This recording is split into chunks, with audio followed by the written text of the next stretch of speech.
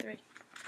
Hi, my name is Katie Repley, and I'm here with a lifelong friend, Mary Andrews, and she's the Director of Operations for the Texas Bombers softball organization. And I'm going to interview her today about their budgets and how she goes about creating budgets, and for an organization that has 38 teams. So about the Bomber organization, what goes into making your budgets? Junior Olympic team, as you said, we have 38. We have 100% of our athletes been able to achieve a college scholarship.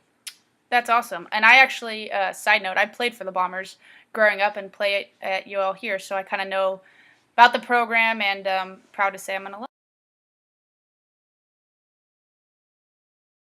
Three.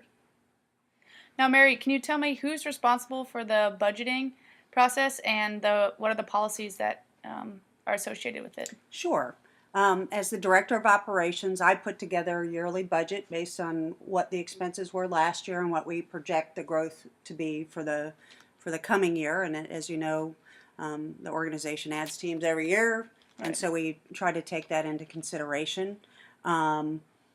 It's reviewed by our executive board, and changes could be made to that at any time. The board can make changes to that.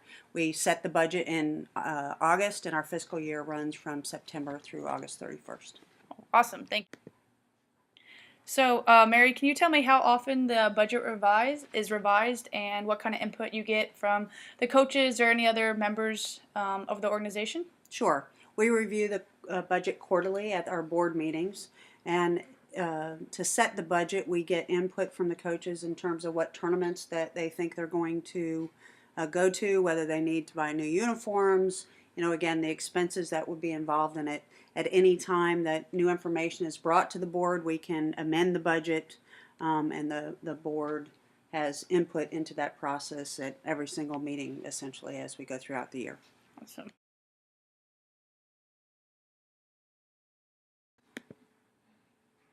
Now, Mary, I have a couple more questions. Do all members of the organization have access to the budget? Well, we present the budget to all of the coaches at the first meeting of the year. It's really more for information for them. They don't have authority to approve or reject the budget. We just try to make them aware of what the budget is, to allow them to see where the money's spent, and really to help us educate the parents in the organization. That's one of our biggest challenges. So the coaches are not voting members. Only the executive board votes on the budget. That includes the president and the program director, the vice president, the special events secretary, the director of operations, the treasurer, the director of information technology, the director of finance, the youth director, and the coaches liaison, and myself Okay. have budget approval authority. Okay. Mary, I know you said earlier in the interview that you guys add teams every year, so I'm wondering, does your budget change from year to year or season to season? If so, how does it change? Well, we start with last year's P&L statement and look at what we spent in the previous year, as well as the organizational budget as a whole, and we use that as our starting point to build the budgets. Then we meet with our partners. We have partnerships with Triple Crown, with PGF and ASA, and we want to see if their event prices are going to change. One of our biggest expenses is how much it costs to play in the tournaments across the country. We also look at the equipment that we're going to need to purchase for the year, new uniforms, field rentals, what the trends are on the market, and we take all of that into consideration. In addition to, we try to anticipate what the new teams are going to cost us. Of course, with the new teams also comes new revenue, so that usually sort of balances things out. Okay. Now, Mary, what are the three most important facets in the budget process, and how do you tell other people in your organization about them? Well, Katie, one of the biggest problems and challenges that we face is that parents really don't understand what it costs to play softball at this level. I mean, everything from how much do softball cost, to how much does it cost to rent fields, to how much does it cost to pay the umpires. And so we spend a lot of time trying to educate our parents. We ask each of our coaches to come up with a schedule of events and the expenses associated with those events, and to share it with the players and with the parents, and so they begin to sort of get an understanding of what it costs. Number two is educating them of what it costs to run the organization as a whole. So we have 30-something teams that that we work with on a daily basis, and we have training facilities. We have to buy softballs for them. We have to do recruiting and entertain the college coaches and all of those expenses. And so buy uniforms, and we try to get them to understand what those costs are. Just know where the money, so they know where the money's spent and really understand how it works.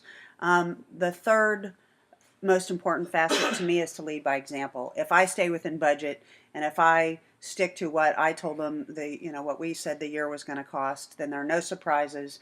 Nobody likes surprises, and it makes everything run more smoothly. So I don't have to come back to them in the middle of the season and say, I know I said it was going to cost this much, but now it's going to cost this much. So really kind of making a budget and sticking to it. Yeah. Well, I think you do a great job, Mary. Thank you. 3. Now, Mary, my next question is, who in the organization is responsible for the budgeting process? Okay. It's really my job to handle all the finances for the organization, but it is reviewed. We have a CPA that reviews it, and the director of finance, and of course the executive board that we already talked about. However, like in any organization, the buck stops at the president, and so the president of our organization is ultimately responsible. Okay. Thank you. Mary, the last question I have for you is, what technology application do you use, and what are kind of the pros and cons? What do you like about it and not like about it? All right. Well, primarily we use QuickBooks. Everybody knows how to use QuickBooks, and it's a program that we've used since the inception of the organization. But recently we had a custom program that was developed for our IT program. QuickBooks works well with our CPA and with our taxes, but our custom program really fits our business model. It makes it easy for us to change our budget as our business model changes, and we can make adjustments to it that are specific to the softball world. And it's always nice when you can have someone build you a program that's specifically to your needs in a format that you like. And so we kind of use a combination of both of those.